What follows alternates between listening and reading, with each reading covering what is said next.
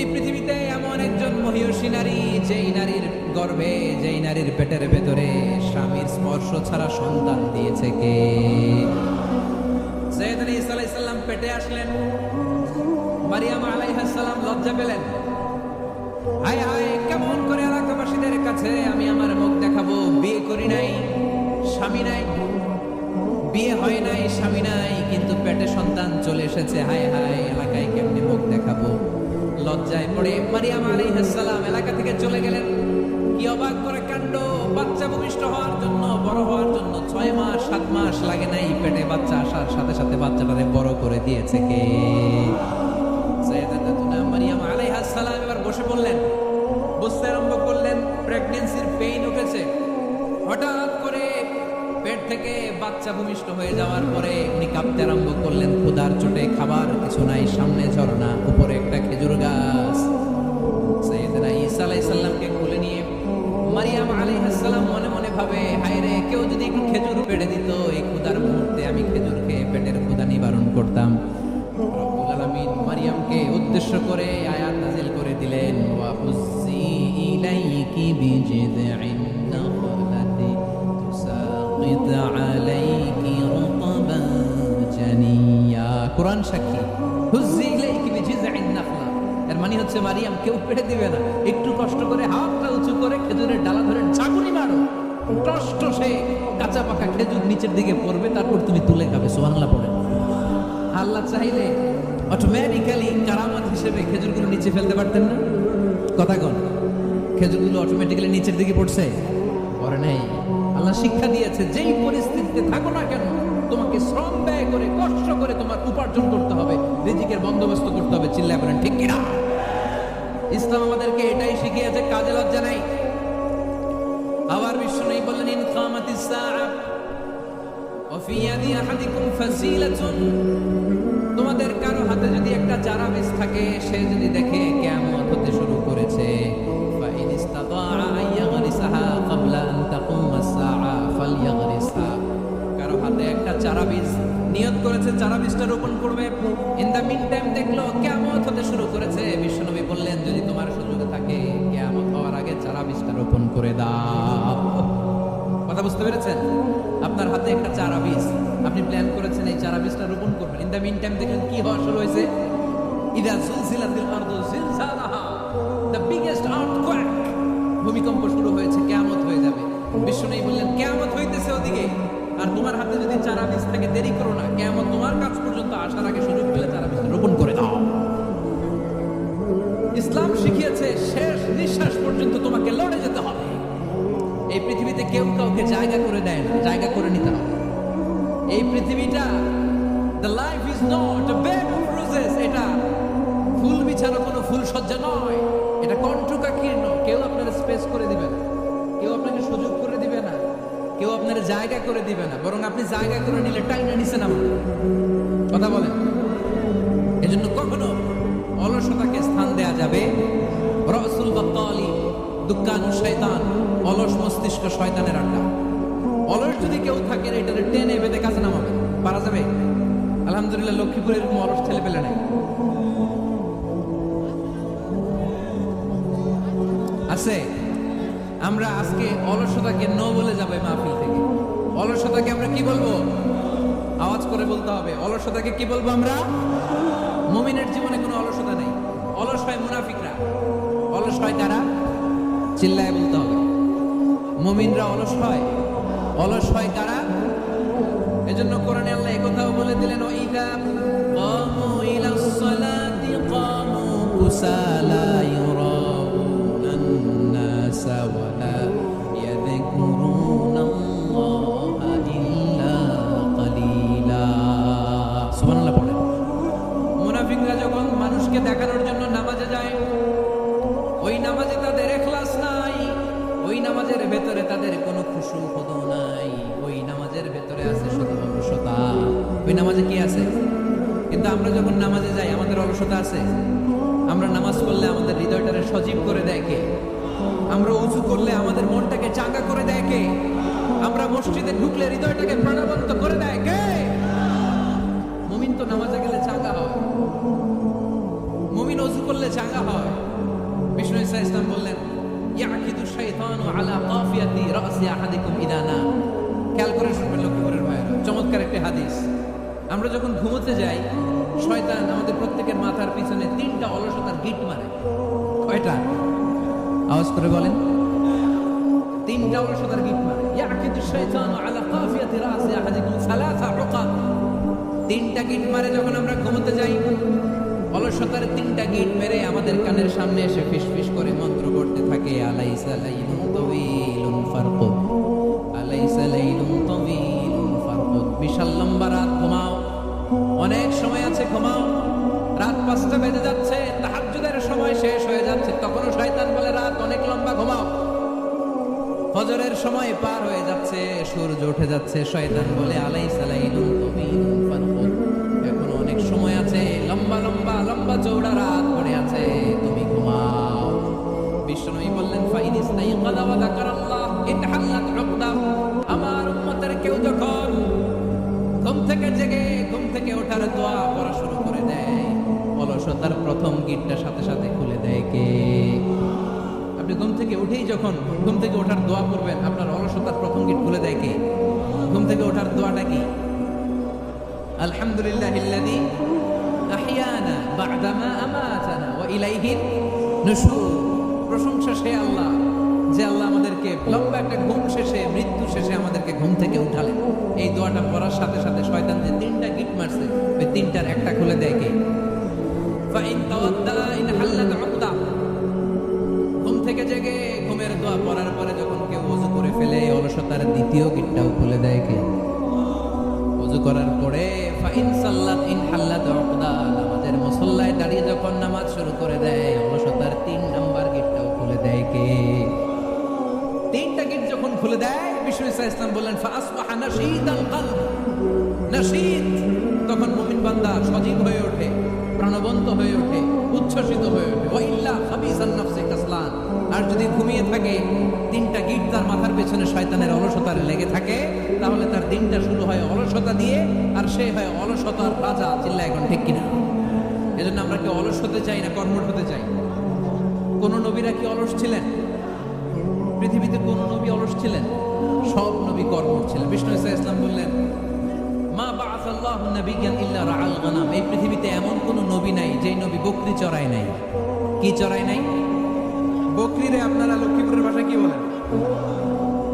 কি বলেন? ছাগল। তো পৃথিবীতে এমন কোন নবী নাই যেই নবী কি চড়ায় নাই? ছাগল চড়ায় নাই। সাহাবারা বললেন, ইয়া রাসূলুল্লাহ আনতা কাযালিক, আপনিও ছাগল চড়াইছেন?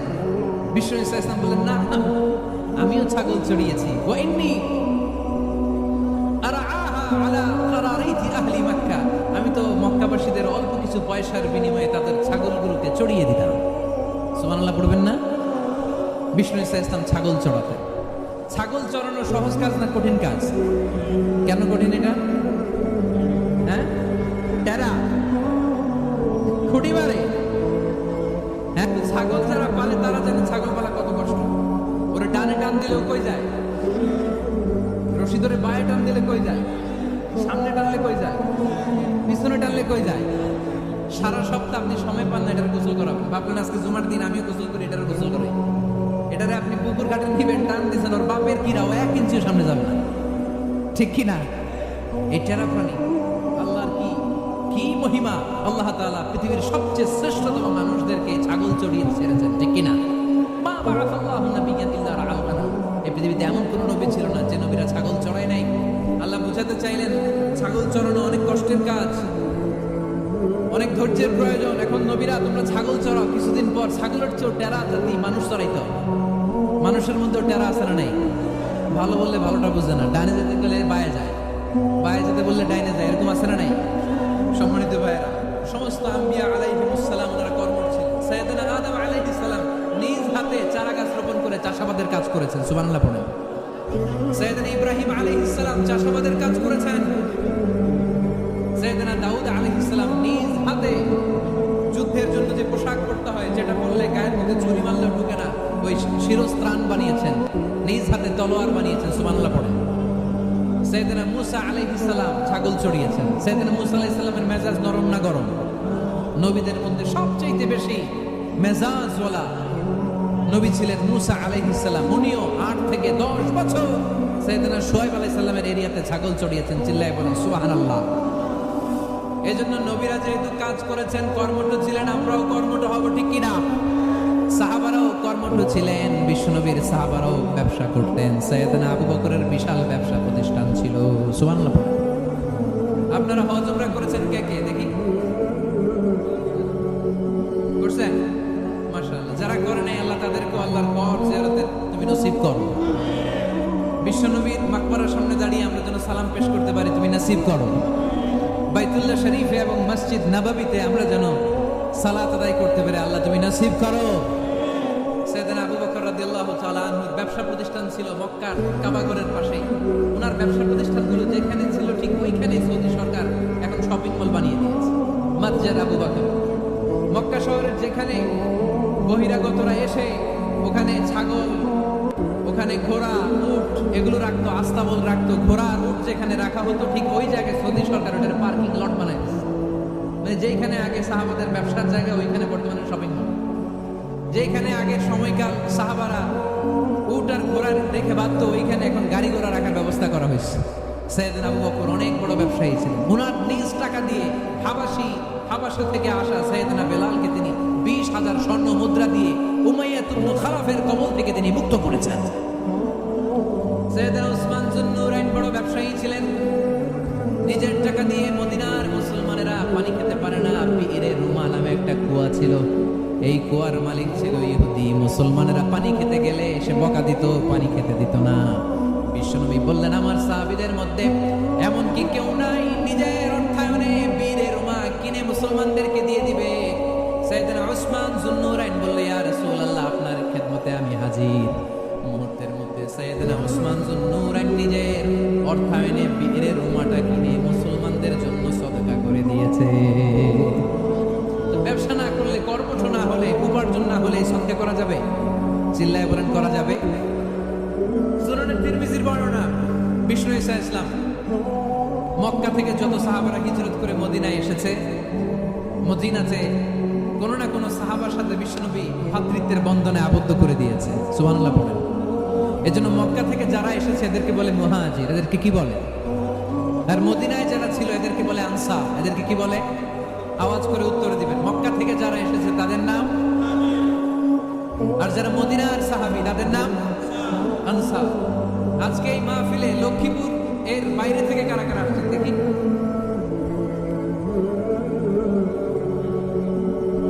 মাশাআল্লাহ, মাশাআল্লাহ, অনেক আসছে। আল্লাহ ভাইদেরকে তুমি কবুল করো, হাত নামান। এই যে লক্ষ্মীপুরের বাইরে থেকে যে ভাইরা আসছে তারা লক্ষ্মীপুরের মেহমান, ঠিক কিনা? মক্কা থেকে হিজরত করে যে সমস্ত সাহাবারা এসেছিল তারা ছিল মদিনার মেহমান। বিশ্বনবী এক এক মক্কার সাহাবীকে মদিনার এক এক সাহাবীর সাথে ভ্রাতৃত্বের বন্ধনে আবদ্ধ করে দিলেন। আব্দুর রহমান ইবনে আউফ রাদিয়াল্লাহু তাআলা আনহু, ওনার সাথে ভ্রাতৃত্বের বন্ধনে যে সাহাবীকে বিশ্বনবী আবদ্ধ করে দিলেন ওনার নাম হচ্ছে সাআদ ইবনে রাবিয়া। কি নাম? মদিনার অনেক বড় ব্যবসায়ী। বিশ্বনবী বললেন, ও আব্দুর রহমান ইবনে আউফ, সম্পদ ছেড়ে দিয়ে, পরিবার ছেড়ে দিয়ে, স্থাবর সব ছেড়ে দিয়ে আল্লাহ রাসূলের ভালোবাসায় মক্কা থেকে মদিনায় এসেছো। মদিনায় তোমার চিন্তা নাই, সাদ ইবনে রবিকে আমি তোমার ভাই বানিয়ে দিলাম। সাদ ইবনে রবি তোমার আপন ভাইয়ের মতো। সাদ ইবনে রবি বলল, আব্দুর রহমান, জীবনে তোমারে কোনোদিন দেখি নাই, তোমারে আমি চিনি না, তোমার নাম শুনি নাই, কিন্তু বিশ্বনবী তো তোমার দায়িত্ব আমাকে দিয়েছে। আমার যে বড় ধনী এই মদিনার মধ্যে দ্বিতীয় কেউ নাই। আজ থেকে তুমি আমার ভাই, আজ থেকে তুমি আমার কি? আল্লাহ আমাকে যত সম্পত্তি দান করেছে তার অর্ধেক সম্পত্তি আমি তোমার নামে দিয়ে দিলাম। ও আব্দুর রহমান ইবনে আউফ, শুধু তাই নয়, রব্বুল আলামিন আমাকে 2 জন স্ত্রী দিয়েছে। কয়জন? তুমি দেখো আমার কোন স্ত্রীকে তোমার বেশি ভালো লাগে, যার নাম তুমি বলবে সাথে সাথে আমি তারে তালাক দিয়ে দিব। তার ইদ্দত পালন শেষে তুমি তাকে বিয়ে করে তোমার সাথে নিয়ে যাবা। সুবহানাল্লাহ। কারণ বিশ্বনবী তোমার দায়িত্ব আমার কাঁধে দিয়েছে, তুমি আমার ভাই। আমি মদিনার সবচেয়ে বড় ধনী, আমার অর্ধেক সম্পদ আমি তোমারে দিয়ে দিব। আমার 2 স্ত্রীর 1 স্ত্রীকে তোমারে দিয়ে দিব। সাইয়েদনা আব্দুর রহমান ইবনে আউফ এই কথা শুনে অবাক হয়ে উনিও এক অবাক কথা বললেন। উনি বললেন লা হাজাতা লি ফি ইয়া আখি, ও আমার প্রাণের ভাই, তোমার কথা শুনে আমার হৃদয়টা ভরে গিয়েছে, কিন্তু তোমার সম্পদেরও দরকার আমার নাই, তোমার স্ত্রীরও দরকার আমার নাই। বারাকাল্লাহু ফি মালিক ওয়া লি আহলিক, আল্লাহ তোমার মালেও বরকত দেখ, তোমার সম্পদেও বরকত দেখ, তুমি শুধু একটু কষ্ট করবা। কি কষ্ট? দুল্লানি আলা সুক, show me the way to the market. তুমি মদিনায় কোনো মার্কেট আছে কিনা, শপিং মল আছে কিনা, ব্যবসা প্রতিষ্ঠান আছে কিনা আমারে দেখায় দাও। সুবহানাল্লাহ। আমরা হইলে কি করতাম? লক্ষ্মীপুরে যারা আসছে এদের একজনকে যদি বলা হয় ভাই আপনি এখন থেকে লক্ষ্মীপুরের ভাই, আমার অর্ধেক সম্পদ আপনারা দিয়ে দেবে, কি করবে? পায়ের উপর পা তুলে খাবে আর বলবে কি আনন্দ আকাশে বাতাসে, ঠিক কিনা? এরপর যদি বলি ভাই আমার দুই বউ যেটারে সুন্দর লাগে বলেন তালাক দিয়ে দেই, নিয়ে যান, কি বলবে? কি আনন্দ আকাশে বাতাস। আল্লাহ রাসূলের সাহাবী আব্দুর রহমান ইবনে আউফ বললেন লা হাজাতা লি ফি, আমার দরকার নেই, দুল্লানি আলা সুক, just show me the way to market. এখানে মার্কেট কই আছে দেখায় দাও। অবাক হয়ে গেলেন সাদ বিন রাবিব, বললেন ও আব্দুর রহমান ইবনে আউফ, ঠিক আছে তুমি যদি নিতে না চাও তোমারে আমি জোর জবরদস্তি করব না। শুনে রাখো মদিনাতে ইহুদিদের কয়নুকার একটা বাজার আছে। এই কথা বলার সাথে সাথে আব্দুর রহমান ইবনে আউফ চলে গেলেন। এর পরের দিন অল্প কিছু পনির আর ঘি দিয়ে ব্যবসা শুরু করলেন। পনির আর ঘিয়ের ব্যবসা করতে করতে করতে করতে ব্যবসায় তিনি এত লাভ করলেন, উনি বললেন আমি যদি কখনো মদিনার বালুর মধ্যে হাত দিতাম ওই বালুটারও সোনা বানায় দিত কে? দুল্লানি আলা সুক, লক্ষ্মীপুরের কর্মঠ যুবক ভাইরা, এই আব্দুর রহমান ইবনে আউফ আমাদের প্রেরণা। উনি অন্যের ঘরে পাড়া দিয়ে খেতে চায় নাই, আরেকজনের উপর ডিপেন্ডেন্ট বা নির্ভরশীল হতে চায় নাই। তিনি স্বাবলম্বী হওয়ার শিক্ষা লেসেন কিয়ামত পর্যন্ত গোটা বিশ্বের যুবকদের জন্য রেখে গিয়েছে। চিল্লায় বলো ঠিক কিনা? দুল্লানি আলা সুক, show me the way to market. Market কোথায় দেখাও। পনির আর ঘি নিয়ে ব্যবসা করতে করতে কয়েক মাসের ব্যবধানে ইতিহাস সাক্ষী সাইয়েদনা আব্দুর রহমান ইবনে আউফ মদিনার বিশাল বড় বিজনেস ম্যাগনেটে পরিণত হয়ে গেলেন। চিল্লায় পড়েন আল্লাহু আকবার। এজন্য ব্যবসার ভিতরে বরকত ঢুকিয়ে দিয়েছে কে? বিষ্ণু বললেন আত-তাজিরা সাদুকাল আমিন মা'আন নাবিয়্যিন ওয়াস সিদ্দীকিন ওয়াস শুহাদা'i ওয়াস সালিহিন। আমানতদার ব্যবসায়ী তারা সাধারণ কোনো মানুষ নয়, কিয়ামতের দিন নবীদের সাথে হাসর হয়ে যাবে।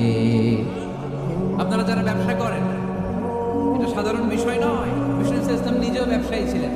ওনার জীবনের প্রথমে তিনি খাদিজা রাদিয়াল্লাহু তাআলা আনহার ব্যবসার স্টাফ হয়ে কাজ শুরু করেছেন, এরপর নিজে ব্যবসা শুরু করেছেন। এরপরে খাদিজাতুল কুবরা রাদিয়াল্লাহু তাআলা আনহা সব সম্পত্তি বিয়ের পরে বিশ্বনবীর পায়ের সামনে ঢেলে দিয়েছেন। বললেন ইয়া রাসূলুল্লাহ, এই সম্পদ আমি আপনাকে দিয়ে দিলাম, আপনি ইচ্ছামতো দিনের প্রয়োজনে খরচ করেন। সুবহানাল্লাহ বলেন। এজন্য বিষ্ণু ঈসা ইসলাম আমাদের জন্য উপমা, আব্দুর রহমান ইবনে আউফ আমাদের জন্য উপমা। যারা ব্যবসা করেন তারা বিষ্ণু ঈসা ইসলামের সুন্নাহ পালন করছেন। আত-তাজির আস-সাদুক আল-আমিন। বিষ্ণুই বললেন সত্যবাদী আমানতদার ব্যবসায়ী, যে ব্যবসা করতে যে মিথ্যা কথা বলে না। অনেক ব্যবসায়ীরা আছে পণ্য চালানোর জন্য মিথ্যা কথা বলে আর কসম কাটে, আছে না নাই? এমনটা করা যাবে? সকালবেলা স্ত্রীরে বলে এই গরুগুলা বিক্রি করুন, তুই একটা দাম কর। কত কম?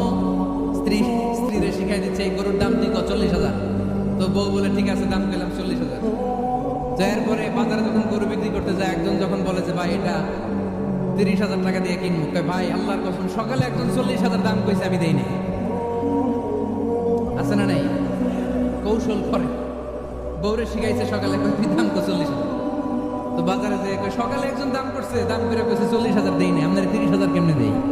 এরকম ডাকাইতে আছে না নাই? আলহামদুলিল্লাহ লক্ষ্মীপুরে এরকম লোকজন নাই। আর নাই, আমি কই না, এরা কই আছে। লক্ষ্মীপুরের মানুষ খুব ধার্মিক। আমি জানি লক্ষ্মীপুর, নোয়াখালী, ফেনী এই বেল্টের লোকজন খুব আল্লাহওয়ালা। এদের মধ্যে আল্লাহওয়ালার সংখ্যা বেশি। এখানে আলেম ওলামা বেশি, এখানে মসজিদ মাদ্রাসা বেশি। এই জন্য এই জেলাগুলোতে আল্লাহর রহমতও বেশি। আল্লাহ তুমি এই জেলার ছেলেবেলাদেরকে, এই জেলার লোকদেরকে তুমি কবুল করো, মা বোনদেরকে তুমি কবুল করো। সম্মানিত ভাইরা, এজন্য আজকের মাহফিল থেকে আমরা যেটা শিখলাম সেটা হচ্ছে পরিশ্রমে কোনো লজ্জা আছে?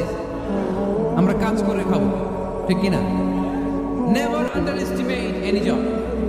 যুবক ভাইরা, লক্ষ্মীপুরের যুবক ছেলেরা শুনতেছ? এরকম আওয়াজ করতে হবে। কান খাড়া করে শুনো, never underestimate any job. কোন চাকরিকে ছোট করে দেখা যাবে, whether it's small or big, you don't care, এটার কেয়ার করা যাবে না। ছোট্ট চাকরি পাইলে ঢুকে যাবে, বড় অফার আসলে পরে ঢুকবা।